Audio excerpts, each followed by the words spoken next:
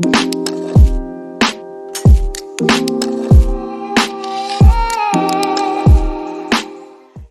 and welcome back to the channel everyone. I hope that you all are well and you're having a nice time. I am back with another video, and in this one I'm going to run you through my UCL Fantasy team for the round of 16 first leg. That is obviously the Matchday 7, and we're going to talk about how my Matchday 6 went. As you can see already, I've got 76 points. I'm going to talk about all that, my rank and the current players that I have in my team and what are my plans moving ahead. So we're going to talk about all this in this video. Meanwhile, if you have not subscribed to the channel already, please do that and help me reach 800 subs sooner. That is currently what I'm aiming, and you guys can help me with that. So yeah, without further ado, let's jump right in. Now you can see I scored 76 points. Silva was a forward among points with 9 points.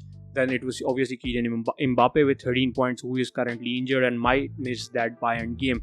Then Ferran Jutla was my forward, who got me 2 points, and I had to bench him because he was awful. Now looking at the midfield, Mo Salah got me 22 points with the armband. Kvaratskhelia got 3, Bellingham got 0.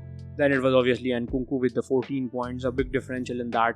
So whatever points actually summed up, Nkunku had a big hand in that. Then I had Tsimikas at 7 points, Davies at 5 points, Akanji blanking, João Cancelo, who is now at Bayern, with 1 point, and Aiden got me only 2 points. So this is how my 76 points totaled up, and it was obviously a rank decrease because a lot of people had 80 to 85 points. That was what was the average, 80 starting from 80 to 85. So I had a rank decrease, and it was my third rank decrease, a red arrow for me, and I'm on 37k. But my current aim is to target the next 2 game weeks for a rank boost, and I would be looking to move into that 1000k. That is currently what my plan is. Obviously, winning it is out of the question now, because I've had a terrible season with UCL Fantasy. I tried my best to go with differentials, but they didn't. Things did not go my way. But we're gonna still do the things we do. I'm gonna do things my way. We're gonna look at the differentials. We're gonna talk about each and everything. So yeah, without further ado, I'll just show you how my team is currently looking like, and this is how my side is looking like. Now starting with Harry Kane. Harry Kane, obviously he is in a good domestic form.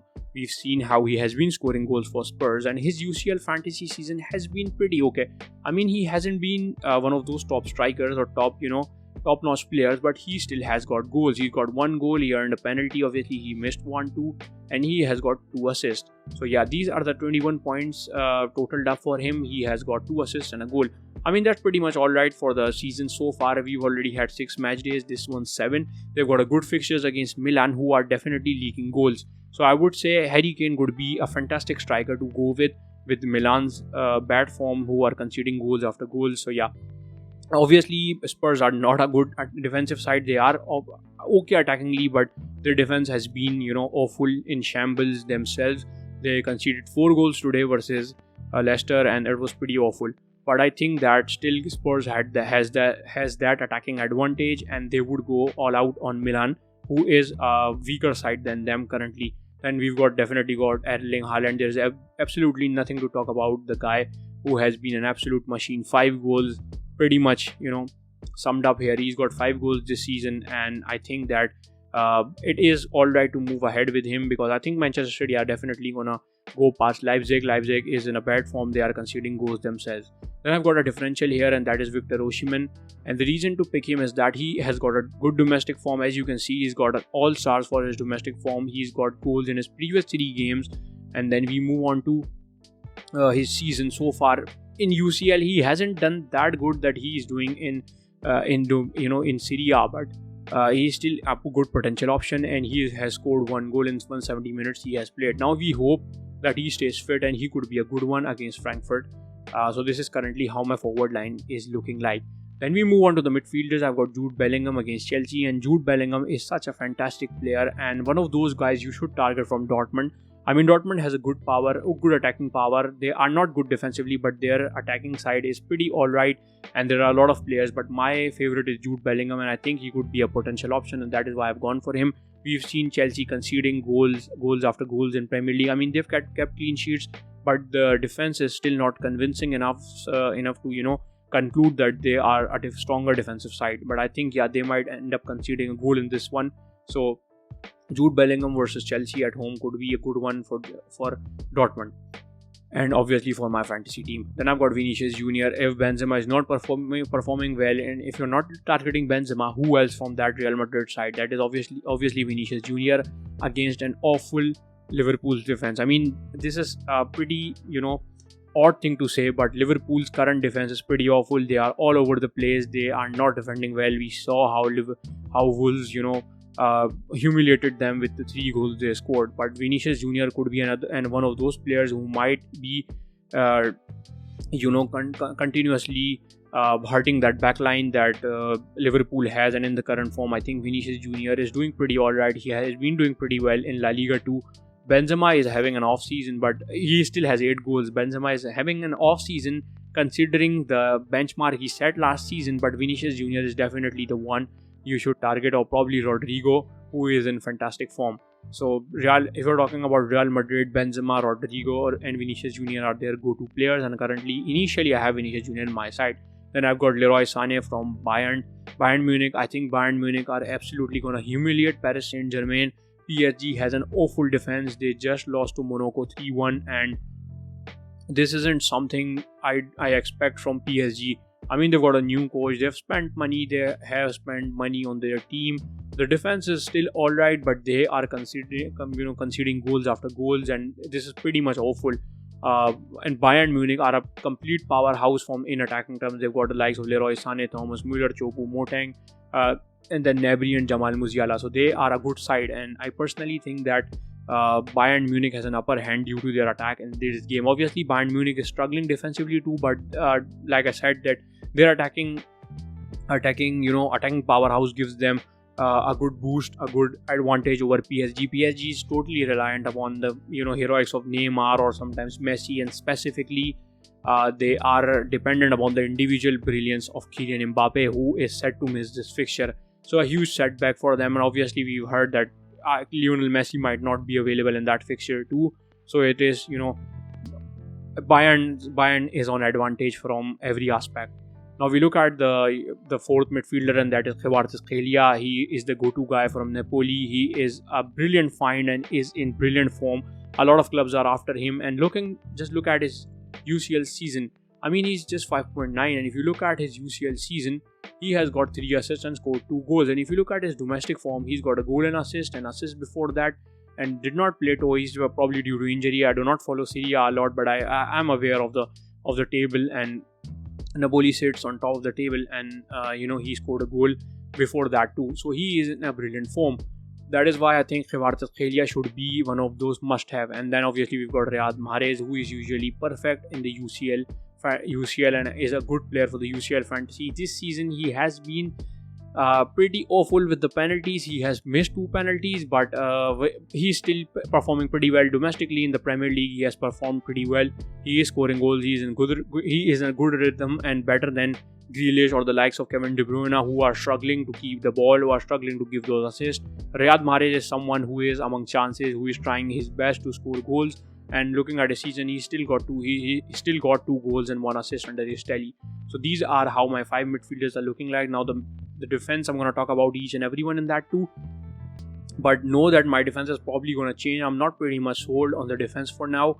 Michele, as you can see, is from Club Brugge to face that Benfica side. I mean, look at this. He has got some brilliant points under his bag. I mean, he has got 12 points for the 540 minutes he played, 5 clean sheets, and a total of 44 points. And the price he's being offered at is pretty low for that, 44 points at 4.5 million.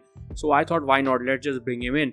Now, looking at his domestic form, it is not as good as his UCL form has been. But still, at 4.5 million, if you get 4.5 stars, I think it's pretty alright for the price he's being offered at. Then we've got Badiashile. He's just 1 star because he did not play a lot of games before that. Probably this is one from the French league. This isn't updated with the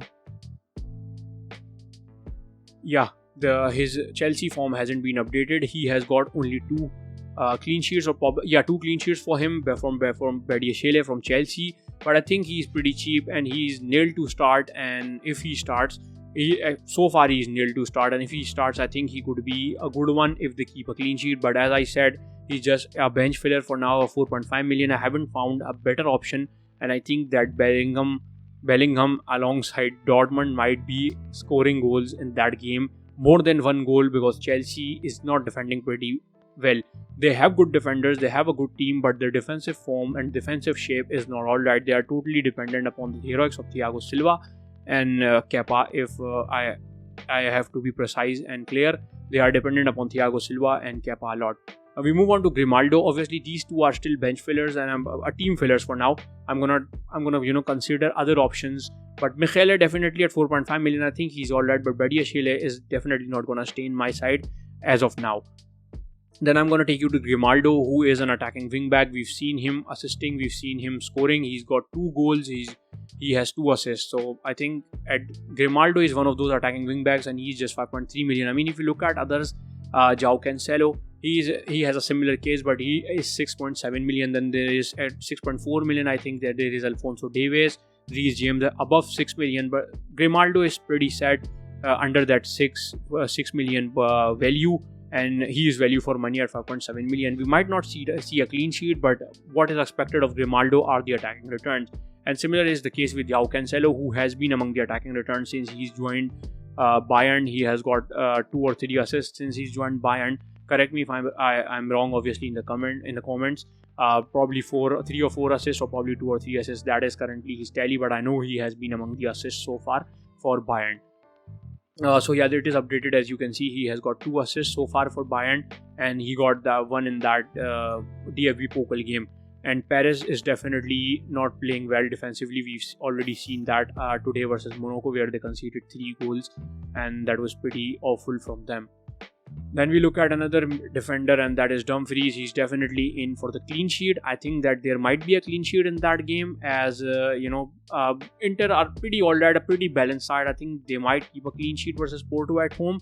And Dumfries definitely has that attacking quality in him. He is making those runs inside the box. He's definitely not good in shooting, but he might be one of those defenders who might get assist point for the chances he creates.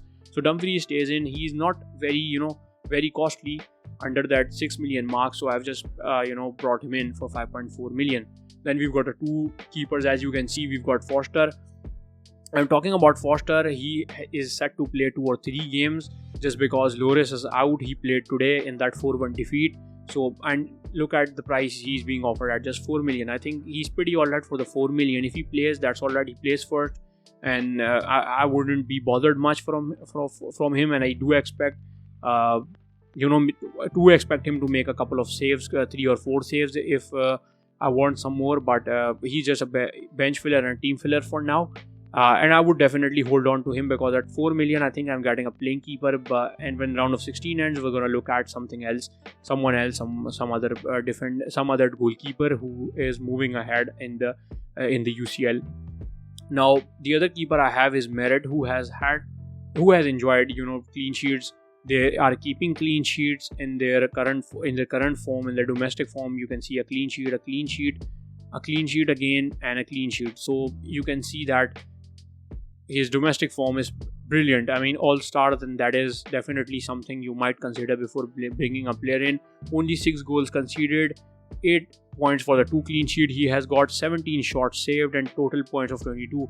I think at 5 million, I'm getting value for money in that too. So my keepers are unlikely to change. I'm still not sold on Foster though, but I think if he's going to play the next 2 or 3 games with Lloris missing, I think he's pretty alright for the 4 million he's being offered at. I mean, a lot of players have gone for the likes of Courtois or for the likes of Jan Sommer. I think obviously they have the points they will bring in that game.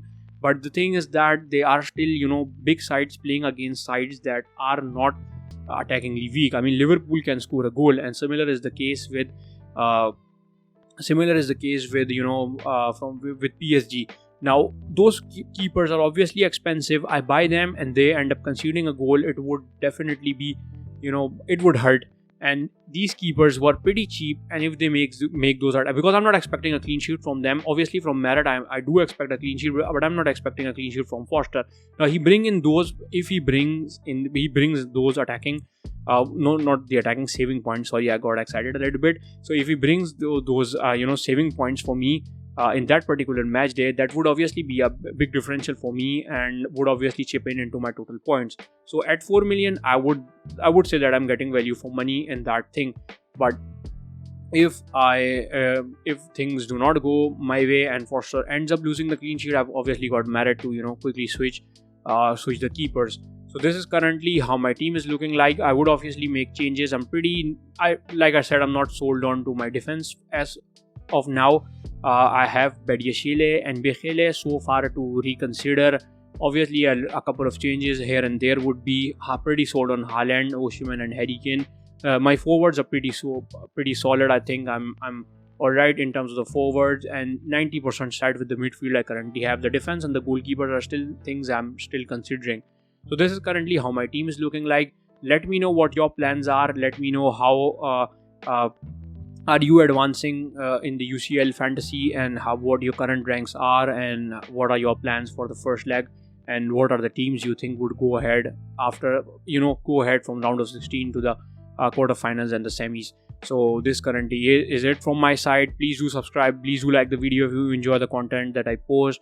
Obviously, I talk about FPL and UCL and all the other fantasies that are to come and that are already being played. So I intend to do that. Obviously, there is Sawyer and all the other stuff that is on my channel. Please do subscribe if you enjoy everything that I post here. So yeah, this is currently it for now. Thank you all for watching. Take care and good luck.